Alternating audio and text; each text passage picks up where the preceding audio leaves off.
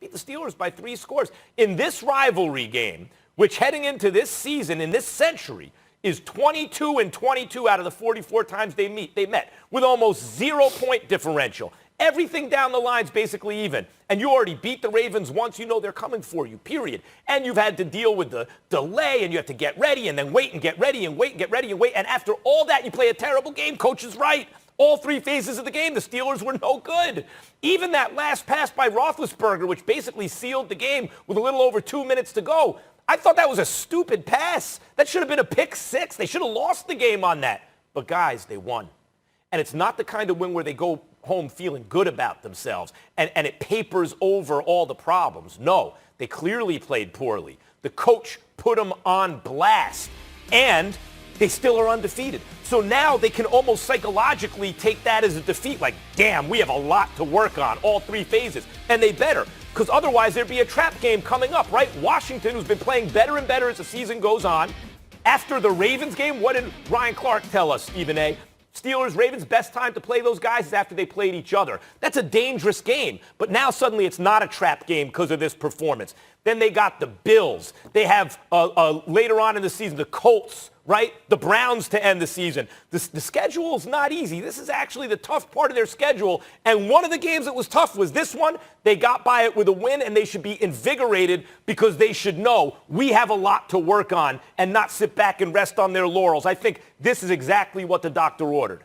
Well, fair enough, but I thought it was an absolutely atrocious performance. As a diehard, lifelong Steelers fan, I was absolutely, utterly disgusted by what I saw. If you recall, Max Kellerman, we were on the air yesterday, and I said to Ryan Clark, when you look at Big Ben Roethlisberger, as great as he is and as great as he's been playing, he's prone to those mistakes. And you know, against a Kansas City Chiefs squad, which is basically the measuring stick for this season. When you're undefeated, there's only one team that should be standing in your way, and that's the reigning defending Super Bowl champions, led by the greatest quarterback in the game right now in Patrick Mahomes. The bottom line is that you throw that red zone interception. You're only 1-4 in the red zone yesterday. You throw that interception to that kid Bowser. You had no business throwing that pass. Like you pointed out, the other one should have been a pick 6 near the end of the game.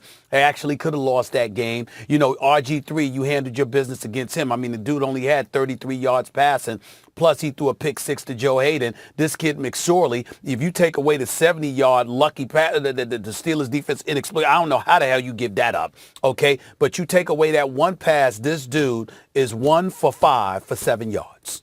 So he was 2 for 6 for 77 yards. I mean, look, and when you look at it from that perspective, I just say to myself, everything that I'm looking at in regards to the Steelers is whether or not you have a legitimate shot to knock off the Kansas City Chiefs. Then Bud Dupree, that's likely an ACL tear. So you talk about him being gone. He was a top 3 on the team in sacks. You talk about Devin Bush being gone weeks ago. That's a big loss for them as well. So their defense is severely compromised in terms of their ability to get at the quarterback. Because of that, that puts more pressure on the secondary that I thought was suspect to begin with. And then when I think about going up against potentially Kansas City, I'm saying, damn, this does not look good, because now you're compromising your ability to get to a quarterback, which puts more weight in your secondary. And that secondary, I question what they can handle against most teams, even though they've been pretty elite thus far this year. So imagine what I'm thinking about them going up against Patrick Mahomes and Tyreek Hill and Travis Kelce and Sammy Watkins and McCole Hartman. I'm scared to death. And that's what I'm looking at when I'm looking at the Pittsburgh Steelers right now.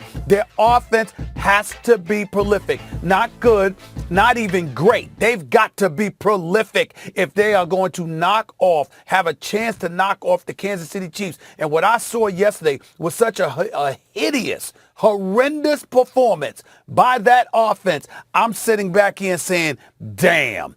11-0 means absolutely nothing to me. I am not excited by what I'm seeing from these Steelers right now. It was an inexcusable performance, and I don't blame Mike Tomlin for being disgusted. As a matter of fact, I will call practice today, Max, for them to do nothing but run suicides after that performance. I'm telling you right now, I call them, we put the football down, okay? And I'd sit up there and say goodbye to your wife, your girl, your family, and all of that stuff for the rest of the day. And I'd have them doing nothing but running suicide. I might give them the next day off. I might give them, the next couple of days off. I'd have them brothers running suicides just because they stunk up the joint the way that they did.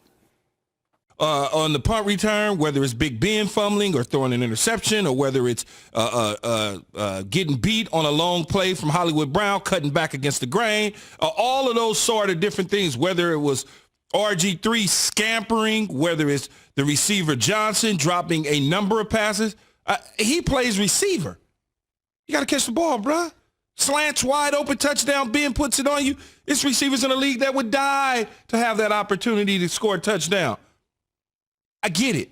That's why I say they've got to clean this stuff up. They've got to show me something if they plan on playing Kansas City, whether it's in Pittsburgh or Kansas City or neutral site.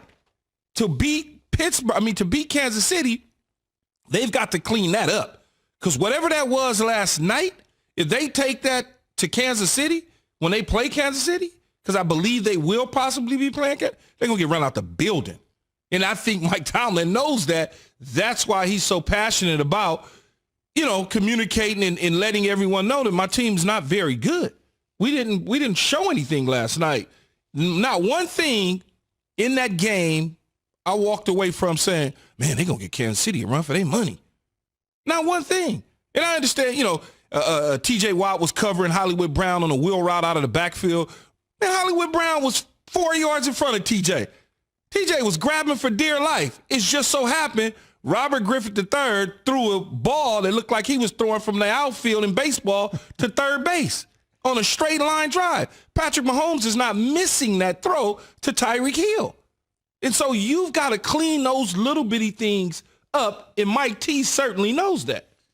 Not going to fool me on this one. This game yesterday was an anomaly to me, Key.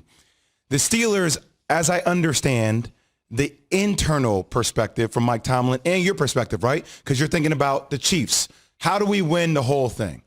The reality is this team hasn't played since November 22nd, right? A lot of their stuff has been in flux. And I can understand James Conner not being there, having the anxiety of, are we going to play today? Are we going to play tomorrow? It just looked like they were out of sync. And I understand there's things for them to work on, but that has to play into it a little bit. We still are talking about a team that is 11-0, correct? An undefeated team. Now, they've blown only 3 teams out this year. Only 3 teams out this year. Every other game has been somewhat close, and I understand how that can be used against them in the argument, but I also can make the other argument by saying this team knows how to win ugly. Now, that may not have been their best performance last night. Maybe we want to see them blow out teams like KC does. But I've also seen Kansas City play down to the level of their competition as well. So, yes, they are explosive, but they've also allowed teams to stay in ball games that shouldn't have stayed in ball games as well. So I hear what you're saying, but yesterday's game isn't that big of an indictment on the Pittsburgh Steelers to me. It's not that big of an indictment, but when you take on a team that's basically missing – Mark Ingram, J.K. Dobbins, Lamar Jackson, and a host of other players, and you put that type of performance out on tape, it does not serve you well. Okay, but Key, there's some key. Your body is all about rhythm, right? Like you get into your routine, you get into your rhythm. I know if I don't play in a game for a little bit, like in basketball, if I don't play in a game for like a week, I'm gonna be rusty. Let alone 2 weeks. I understand what you're saying about a routine and rhythm and playing and all of those sort of things. It does not take you 4 quarters to get going. It does not take you 4 quarters to get going. Ben Roethlisberger was delivering the football. They were dropping it. It has nothing to do. You're messing around with RG3, who hasn't stepped on the field as a starter since week 17 a year ago. And that happened to be against you. And so when you are struggling to put away a team that is less than, there's concern from the head coach, which should be. Because if that was any team that had a quarterback that could play, Pittsburgh would have lost that game. And that's just the reality of it. They would have lost the game. If they had anybody else, if they were playing Kansas City, man, that score would be 50 to nothing probably. You're right. They were ravaged. Man. The opponent was ravaged. They couldn't handle Baltimore's second and third string quarterbacks. One other note, Bud Dupree for the Steelers. We believe he has a boy, does it ever. 8 sacks